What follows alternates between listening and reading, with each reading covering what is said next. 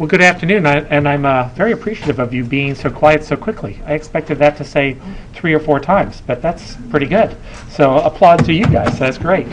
So good afternoon. My name is Andy Ross. I am the Vice President of the Florida Virtual Global Division. So as you know, Florida Virtual is a virtual program in the state of Florida, but we have customers in every state and in 67 countries. And so it's an amazing organization. I think last year we had almost 500,000 enrollments in Florida alone in Florida Virtual School. So it's a great program to be with. So it's kind of nice to be able to do this topic of developing trends and where we're going, because it's exactly what Florida Virtual looks at. So we have 2 amazing panelists today that are going to be speaking to us. And so we have Jane Swift and Michael J. And each of them are going to make some remarks. First, they're going to come to the podium and make some remarks. And then after that, we'll sit down again and we'll go through some questions and any kind of discussion you'd like. All right? Thank you. Thank you, Andy. Some of you don't know, Andy was drafted to be the moderator about 30 seconds ago after Michael and I scared off all the other panelists and the moderator with some early planning calls. So I am happy to be here. I'm happy to talk about trends, specifically in the area we're the most focused in at Middlebury in K-12. So my name is Jane Swift. I am the CEO of Middlebury Interactive Languages. Middlebury is a unique joint venture. We are partly majority owned by K-12 Inc., the leader in online digital education, and 40% owned by Middlebury College. How many of you have gone through the college search process with your children? Okay, so then you know, so Middlebury College is the 3rd ranked, sometimes tied for 4th, U.S. News and World Report, highest liberal arts college in the country. But that's actually not why they're important to us in our joint venture. They are known, and part of the reasons for the elite nature of their undergraduate education is their 100-year history in language learning. Ironic, of all places, that Middlebury, Vermont would be the epicenter of learning immersion language. Actually not so ironic. It is so isolated that you can force people to speak in the language you want and they never encounter another person, and therefore you can enforce their language pledge. So Middlebury Interactive Languages does digital content for high quality world language learning, and we believe we have the best academic product. My background is in public policy and politics, and so a lot of the development trends that I'm going to talk about are ways that I see policy at the state level and the local level driving trends in our business, and I think that apply a little more broadly. Certainly, one of the big changes in the way that our children experience school and K through 12 today is the robust growth of states with multi-district, fully online schools. Really the business that K-12 pioneered and has made virtual learning and fully online learning something that is not a rare beast in many schools across the country, and really laid the foundation for blended learning and a much more broad embrace of digital courseware and digital solutions today. So that's what states with multi-district fully online schools look like.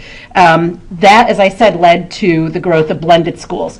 If you were in this room earlier where the group was talking about marketing maps, I completely agree with the guy from Pearson, and I will never probably say that again, that there is a lot of difference in nomenclature around blended schools. The way I'm using blended are schools that deliver digital content and courses outside of just a one-to-one synchronous, no digital use methodology. So a teacher with a textbook in a classroom is not blended. Everything else, I believe, would be. So whether that is the use of digital courseware for students as a replacement of a textbook, as supplemental material, either to be used at home or during the class to better engage students, or the way folks more traditionally use it and use the word hybrid as well, where some students during the course of their school life, whether it's during the day, during the week, or during the year,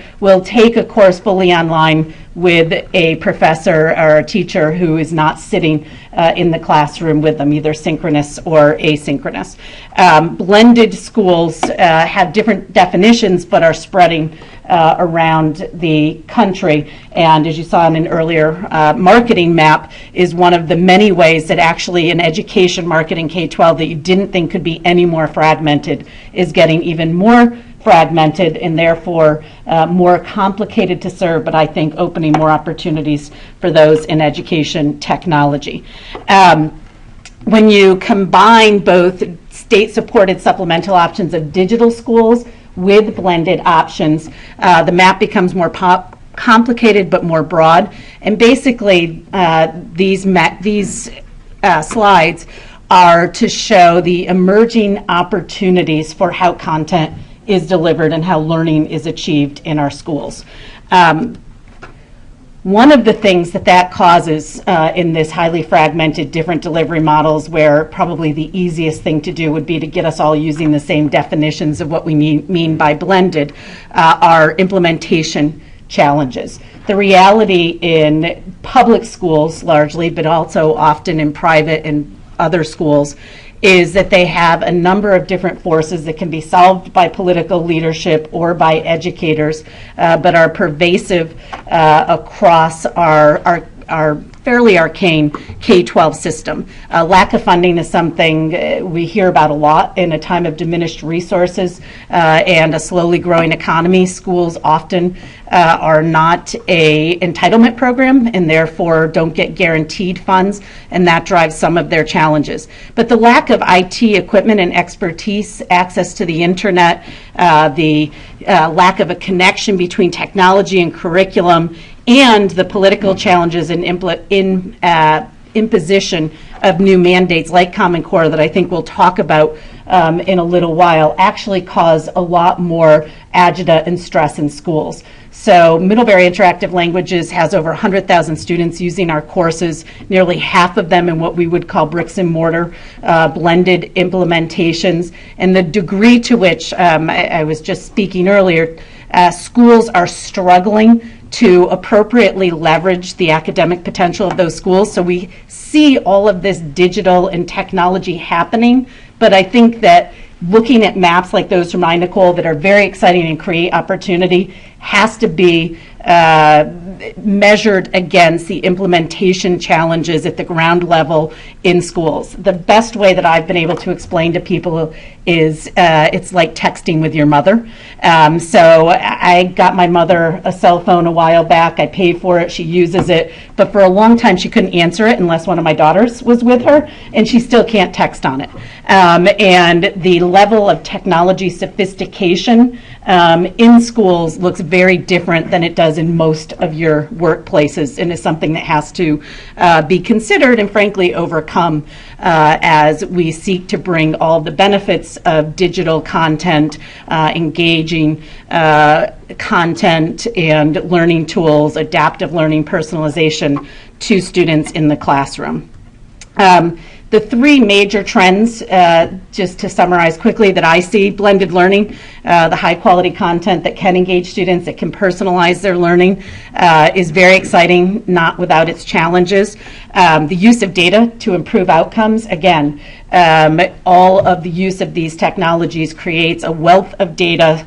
Earlier we were talking about it from a marketing standpoint in this room, but also just on student learning, on individualization for students is very exciting, but again, a challenge to implement. And then lastly, the growth of digital learning is being driven in a lot of cases by some very exciting statewide and national policy decisions like Common Core and the assessments in particular related to it, as well as online learning requirements and other things that states have decided, like the next generation learning standards in STEM, are very important to create this fabulous educational opportunity that we all want for our children. With that, I will turn it over to Michael. So just to demonstrate that this is not rehearsed, afterwards during break, Jane and I are going to have a very nice discussion about who pioneered virtual learning. Is it K-12 or Florida Virtual School? How can we change the moderator that I get in trouble?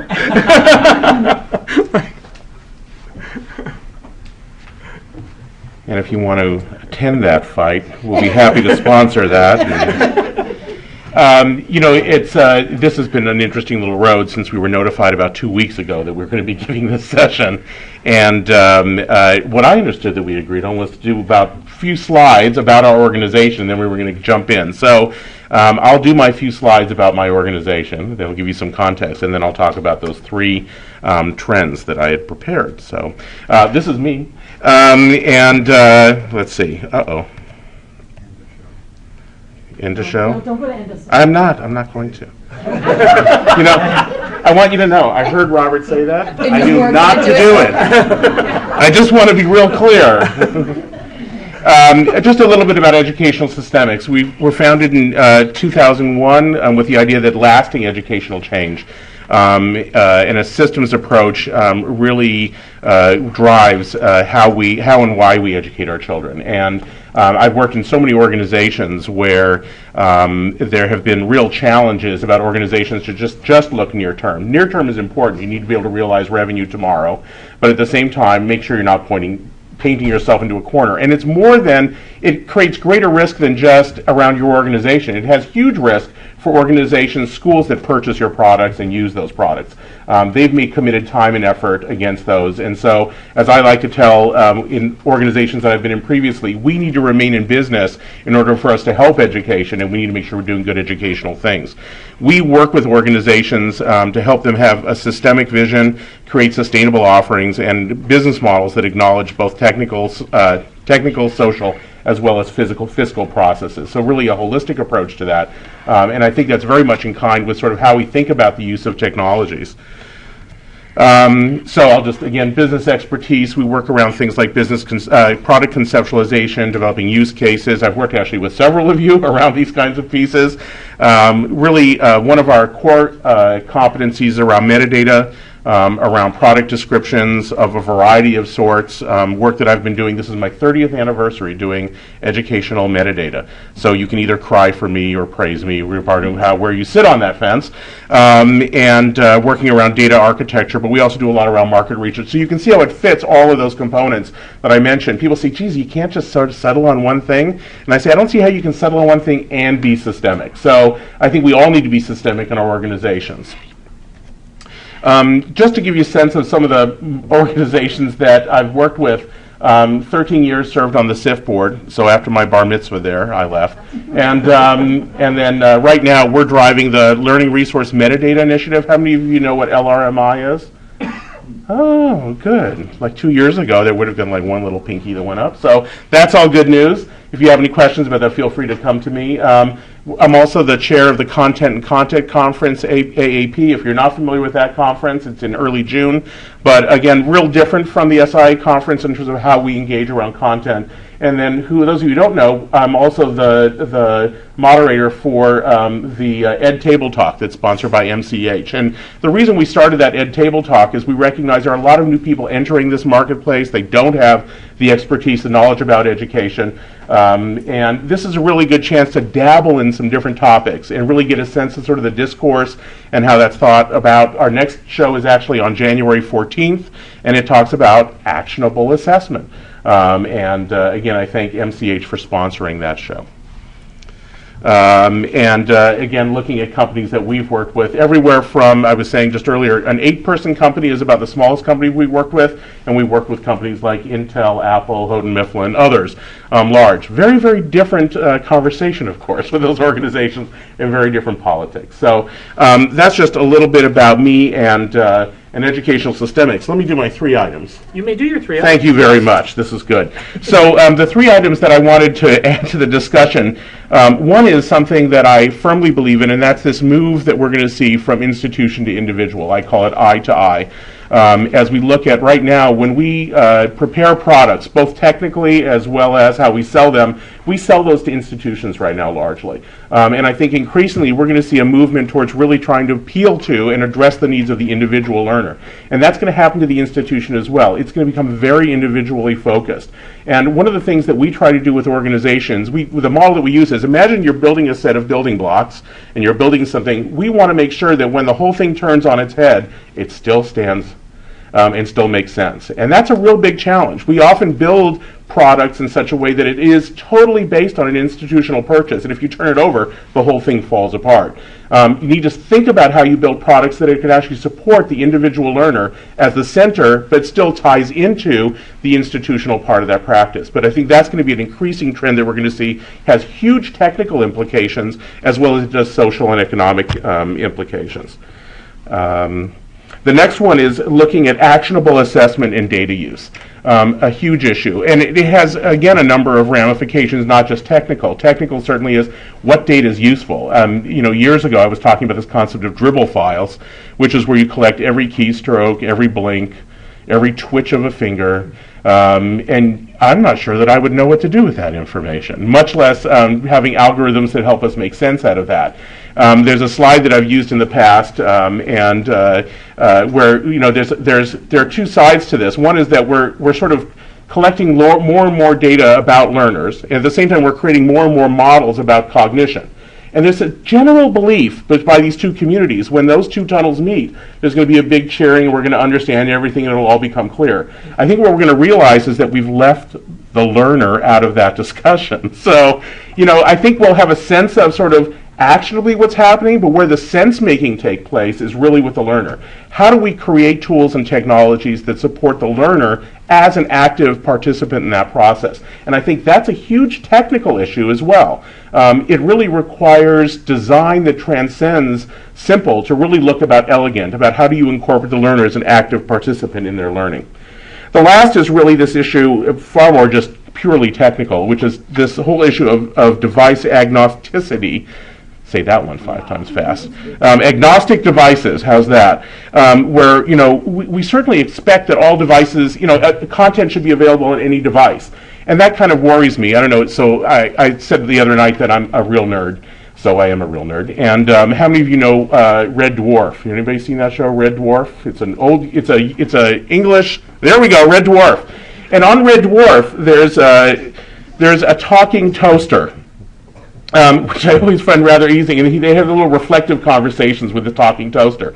That's what concerns me, actually, about this device agnosticity, is that we end up with talking toasters. Why the heck would I want a toaster that talks?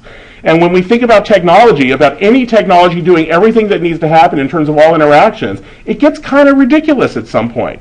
And I gave a talk at ISTE probably 10 years ago, which was called Polygamous Relationships Between Students and Devices, which is that it's not about one-to-one, it's about one-to-many, and it's about using the right device at the right time. So I think we're at a really interesting point technically, which is we're trying to make all content available on all devices. We're going to realize at some point is the toaster doesn't have to talk.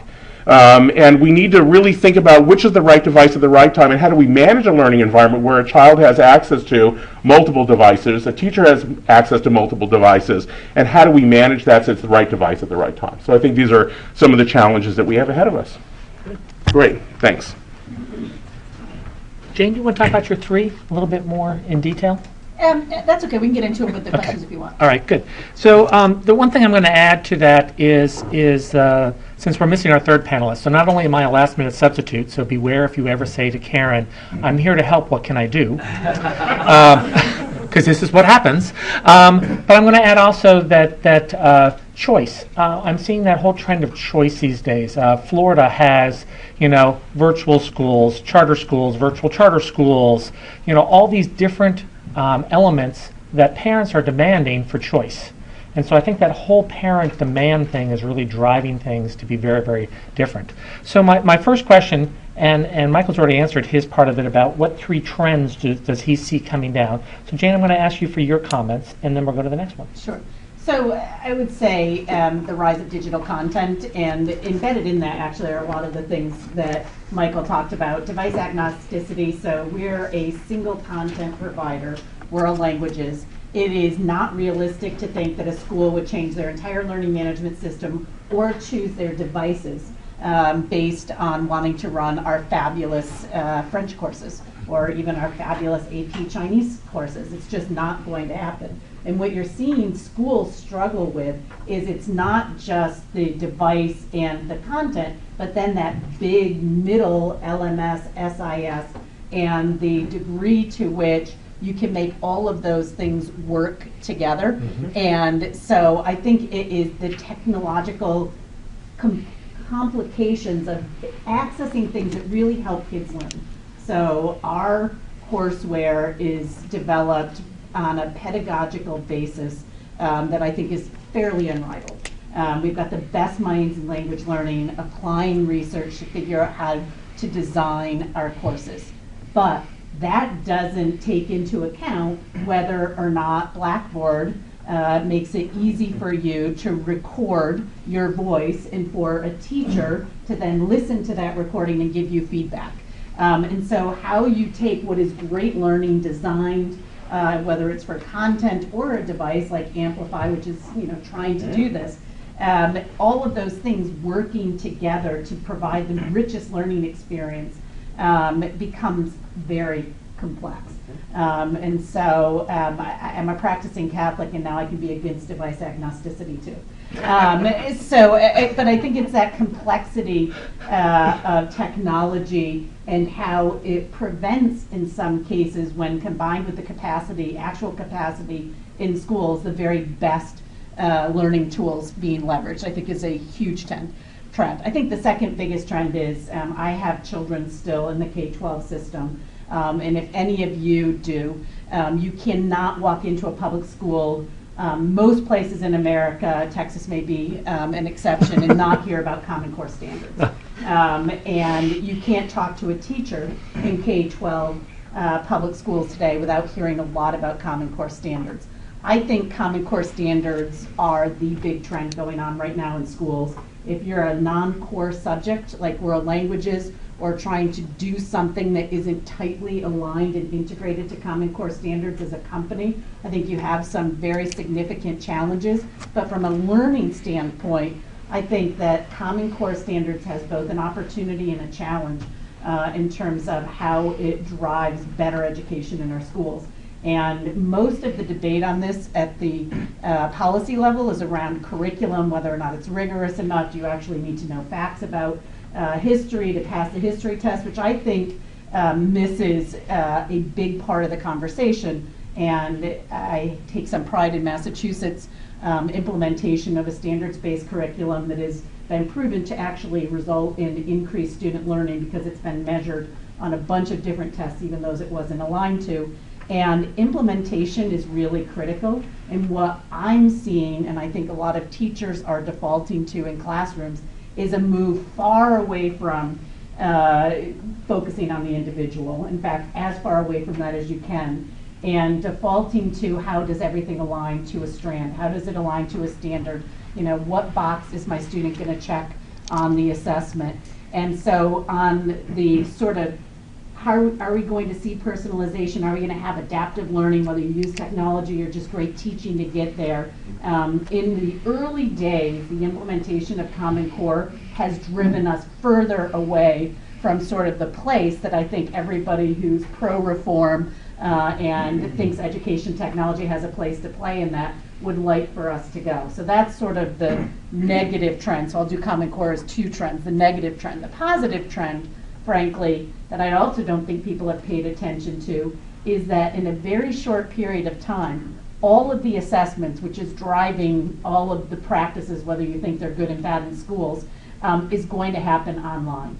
Based on my experience with your average non-early adopter school and their ability to run a bunch of different devices with a bunch of different learning management systems who've never heard of Firefox and telling them to upload a new browser onto their system in most public schools could probably be a fireable offense if a teacher were to actually do that, because it's against all their privacy statements.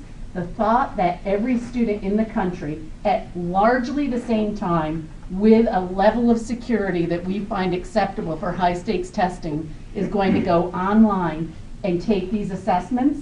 For those of you who work in well-deployed IT-rich environments, who, like me, did most of your Christmas shopping online, and it didn't come by drone, but my stuff from Amazon still got there pretty quickly. You're like, what's the big deal? The reality in schools that the educators in classrooms will be able, and administrators are prepared, whether it's from a device, a bandwidth, just an IT competency, to pull that off, will cause extreme pain, but ultimately, I believe, will be a forcing function to figure out all of these issues so that we will have much greater fluency in classrooms. And so I think that's the trend. When we get through what is going to be ugly in schools and classrooms around the country, when they first go on to try to give these kids these tests and the browser doesn't handle it, or their system crashes, or they get 404 errors, there's going to be a huge backlash. But assuming that the political elites stick with the plan, which is a big assumption, the revolution we'll see in the capability to absorb sophisticated technology solutions in schools in a relatively short time period when you're talking about K-12 education, I think will be astonishing. So a couple comments I want to add to that is my oldest child's a fourth grade teacher. Okay, she's a 10-year veteran teacher. She's an excellent teacher, teacher of the year, and all those kind of things. It's killing her. Common Core is just about to drive her away from the industry. She's at school every day at 10 minutes to 7. Okay, she has two little kids, 6-year-old and a 2-year-old. She's at school by 10 minutes to 7 every day. She gets home a little after 5 with her kids. She is a mom until 8 o'clock, and then every night she works from 8 until 11. And how do I know this? For 5 months, they lived with us while we were transitioning homes and so forth, so I saw it every night. By Friday, she's dead. She says, this is just really hard, and she's a really good teacher and knows what she's doing. So I think we have to realistically think, what are we doing to these people, and are we going to drive more of them away? Can I react to this a little please. bit also? Yeah, so I think that what we're seeing is really early cracks in the dam. I don't think that, and there's a good reason why the Army Corps of Engineers likes to check out dams occasionally, because it turns out little cracks become big cracks really fast. And the ramifications of that are huge. And we're already seeing learners as well as parents of learners selecting themselves out of the system. We're already seeing them saying, I'm not going to deal with graduating. In fact, I can get into a university without having graduated. I can test out of that. I can turn to other places to get my education. I can turn to online schools. I can turn to other institutions, which is really beginning to create some huge cracks in our existing educational system. I think some parts of those systems are going to fall away completely because they're not going to be supported. But those that succeed are really going to begin to address the needs of the individual. We're already seeing that. Look at RTI. We see RTI programs being put into schools, and we're seeing in some cases up to 85% of the kids being identified as qualifying for RTI. What does that say about the nature of our schools? Yeah. It's all response to intervention. But in fact, we're saying every child has these special needs. And every child has areas where they show strengths and areas where they show weaknesses. And I think we're going to see that shift take place. What's important technically is that we have the infrastructure that is supports the movement of data. Did not love NCLB by any means, but what I loved about NCLB as a technologist was it put the pipes in place. We were just moving the wrong stuff through the pipes.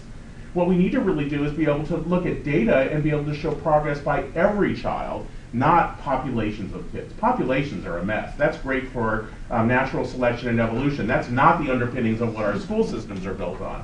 We want to show every child advance. Parents want to see every child advance, and I think we're going to see our school systems move to looking at addressing the needs of the individual.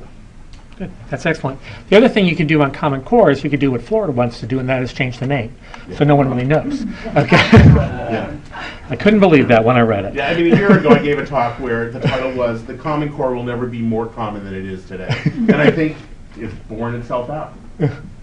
So let's change that question in terms of trends internationally. I know this is not the global session, which is next door, but since I am co-chair of the SIA Global Committee, all right, we're going to ask the global question. All right, so let's talk a little bit about what are you seeing internationally. You want me to respond? Yeah, I mean, it's you know, in the U.S., we sort of have a very specific kind of approach in terms of looking at states' rights and how those work. There's far more purposeful direction given at a national level in many markets. We do a lot of work with groups in Indonesia, Korea, France, Spain, and there's more direction that comes from the top down around curriculum. But they seem very comfortable, a number of those publishers, that they're going to be given a piece of the pie. Well, what they're beginning to feel at this point is they're seeing an erosion of some of those pieces of the pie. They're seeing that the boundaries of the country no longer dictate which content becomes available. It used to be that you bought a book and it was only available in that country and it was available there. Well, in fact, now they're beginning to see the digital assets come in, selections being made in other places. They're still willing to say, no, we'll still be protected, but we need to start hedging our bet. We need to really think differently about this. So they're not necessarily the same place that we are in the US, but in many of the countries, they're really trying to, the publishers are really trying to see how can technology complement what I'm doing? How can I begin to experiment and understand what those models are actually going to be? Good. So I'm going to flip the question on its head a little bit and just talk about how we see parents in particular reacting to the need for globalization and our children to be globally competent. One of the really interesting things as a sort of non-core subject, we need to drive demand and want to see people embrace learning about different cultures and different languages. And it's really interesting that parents get this a lot more than school districts and systems get it. And we find that parents have fully embraced, and I think the economic uncertainty of the past decade is a big driver of this, that they, without knowing the data, understand that students who have global competence, whether that's language or cultural skills, are much more likely to be hired into more jobs and to be paid more in the jobs that they're in. So this sort of parents, so I guess building off your choice comment, parents are recognizing much more quickly than large education institutions where the world is going and the type of global competencies they want their children to have. And so I think that's an area of hope, and I understand that choice can drive complexity and further fragment a system that's already very difficult to serve, but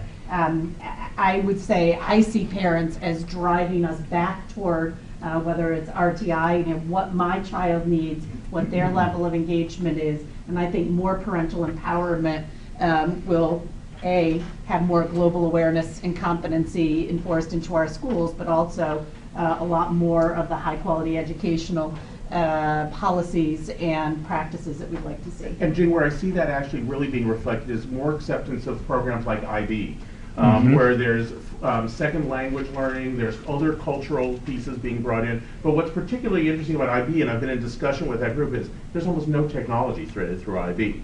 And they say, yeah, we know it's a weakness, we haven't really figured out how to go there. We need to figure out how to serve that community, because I think, again, that's going to be a growing piece, looking at that international component. It was interesting because Florida Virtual actually developed 5 courses for IB. Oh, good. And when we came down to the criteria, I mean, we have a whole formula of how we create our courses and all the interactives and so forth. They didn't want anything exciting. They wanted it very bland.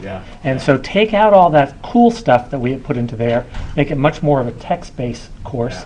It was totally against how we try to develop our courses. I'm not surprised. So it's very interesting. IB is International Baccalaureate? Yes, it is. Sorry, Great program. Great program.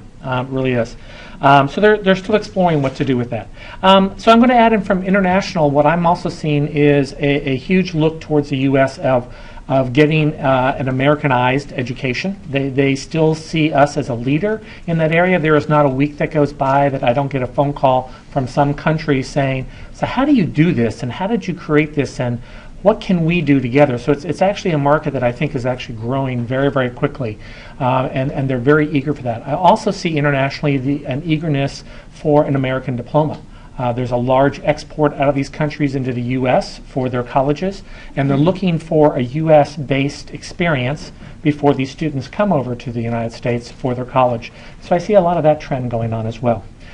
So before I have a whole bunch of questions here we can ask, but as the audience, is there something you would like to ask? Yeah, Steve is ready. Actually, there are 2. I'd like to throw out sort of 2 more words and ask, get your reactions by trends. One is sort of, I guess I call it adaptivity. Both adaptive content and adaptive assessment. Adaptive content meaning content that adapts to both the learning style, not just the competence and skill level, but also the learning style of readers because of formative assessments that are embedded in the content.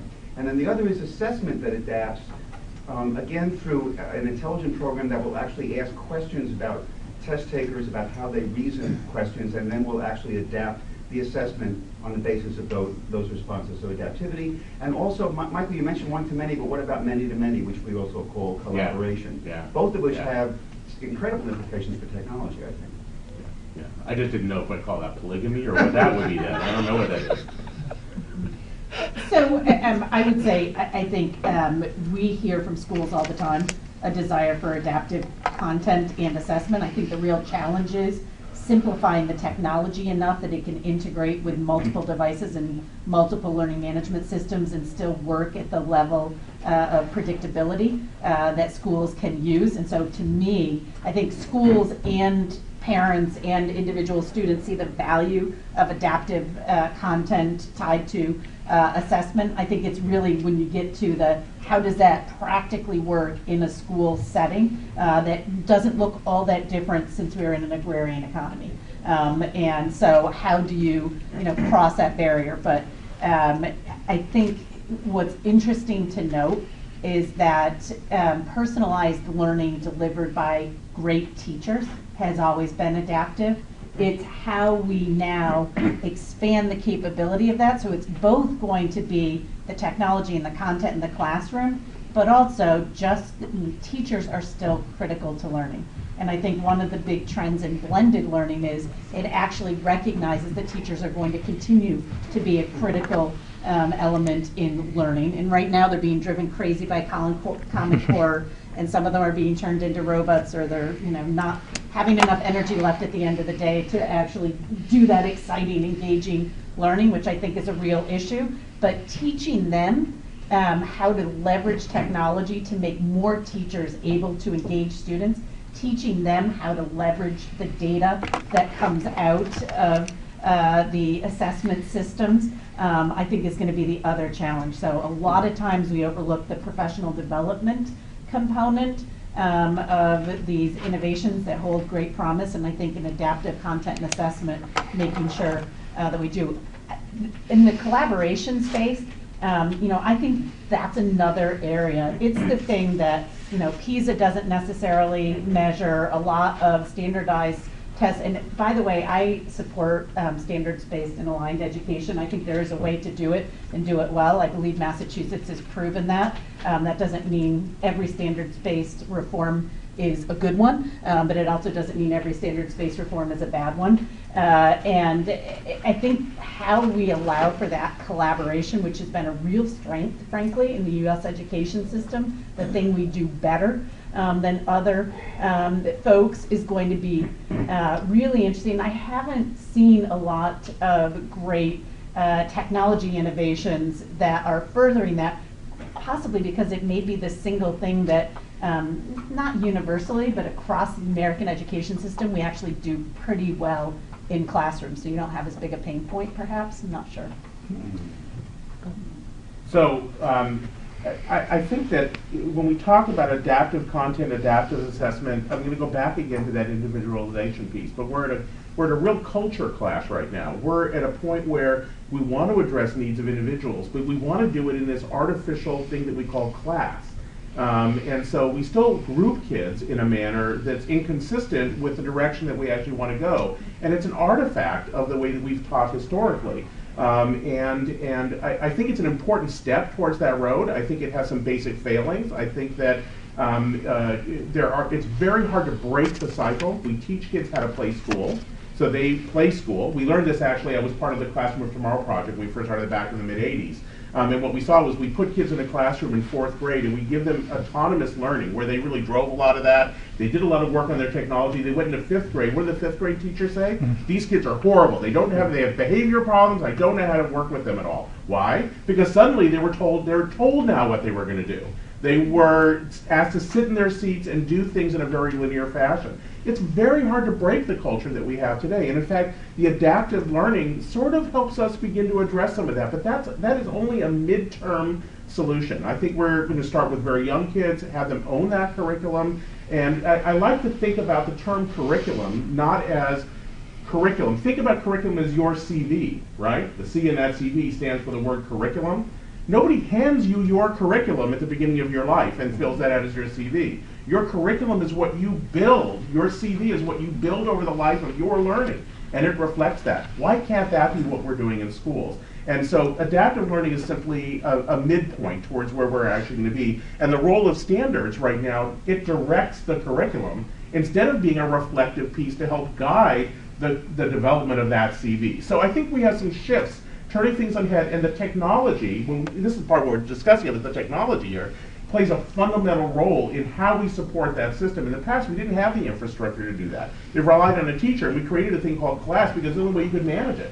The technologies now will allow us as teachers rethink their role, as administrators support them in new ways, and as parents and homes begin to have new expectations for what schools do. I think we're going to see that major shift place. We need to make sure we've got the technology that's going to support sense making around that data. So the thing I'll comment on is one of the things that we're doing at Florida Virtual is we're trying to develop an adaptive, personalized system. I would consider us very individualized. I mean, our teacher, and I applaud the role of the teacher, is very adaptive into how is the student learning, what's the best path for them to learn, what's the best time of the day for them to learn, and they get to select that. But what we're trying to build actually right now, and hopefully we'll have it out by June, is where on the front end there's assessments of what a student has mastered into a class, and actually have the system pull together the components, the learning objects of the class that that student needs to still master, and actually customize that class for them. And go through that with an adaptive technology as well in case there are some things that they need to go back and learn.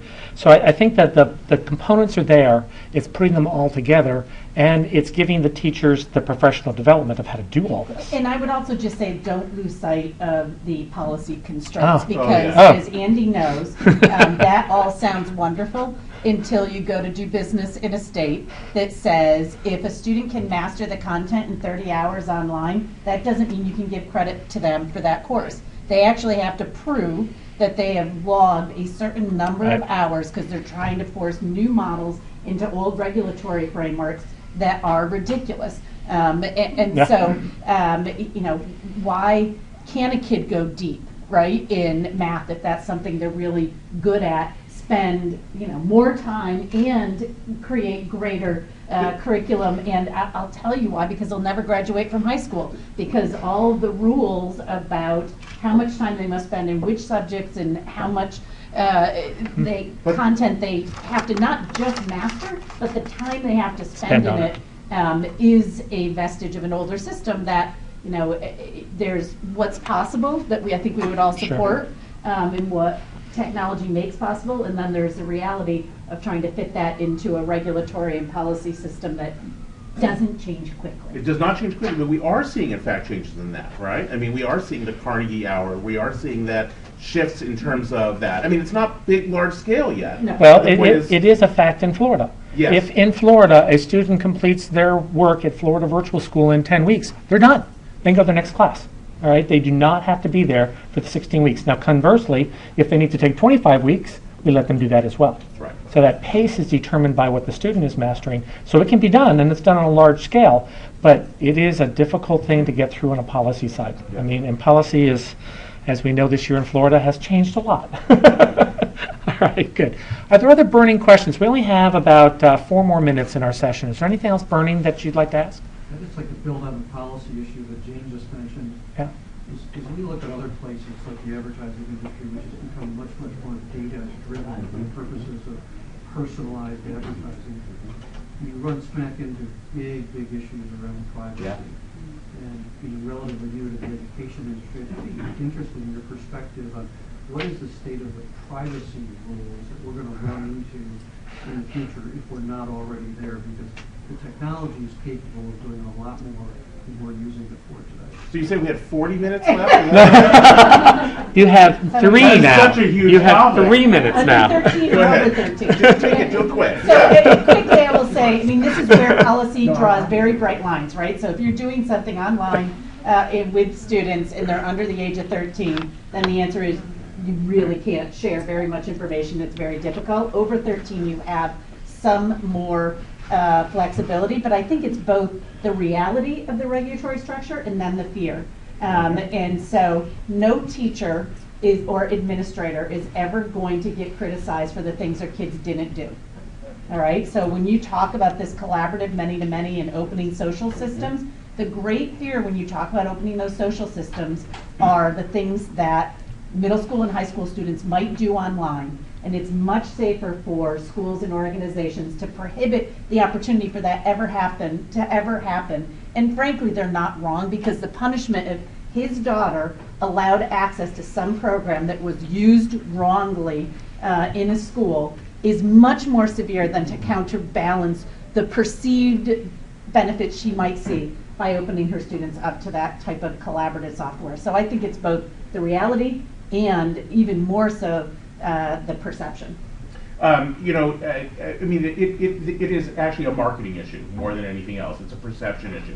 I mean, how many times do those same parents who are concerned about that go give their credit card number out, they fill things out online? They're doing things that are far more heinous and far more dangerous to them in so many ways. So we need to spend time as an industry to help educate people. I do an hour comedy session at ISTE every year. And the one I'm doing this year actually has me as a teacher with a bag over my head, a set of headphones, and facing away from the audience and teaching a class. Because that's what we ask technology to do, right? If we ask that of teachers, you wouldn't consider that an effective teacher. They can't know who it is, they can't know any information about them, and yet they're being asked to be effective in the process of doing it. It's an educational process. And I, by the way, believe that the School Boards Association should be an active role in that. And our school boards need to learn how to communicate back to the communities they serve at the same time as they provide direction to the school districts they serve as well. Sure. And as if you might not know, Florida Virtual is a public school district. So Right. we get to follow more rules and regulations than I've ever seen. Oh my God. And they're getting more and more every day. So is my company. Oh, I just sit there and I just go, wow. Fingerprint your teachers?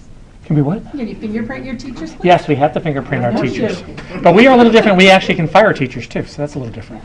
Okay. So we're actually out of time today. I think you would agree with me that we have an extremely passionate, talented, and humorous panel here. So I want to say thank you very much. Thank you. Thank you for jumping in. No, it's my Great pleasure. Moderator at the last minute. Huh? No, have a great afternoon, and thanks for being here. Than I thought it was going to based on that phone call.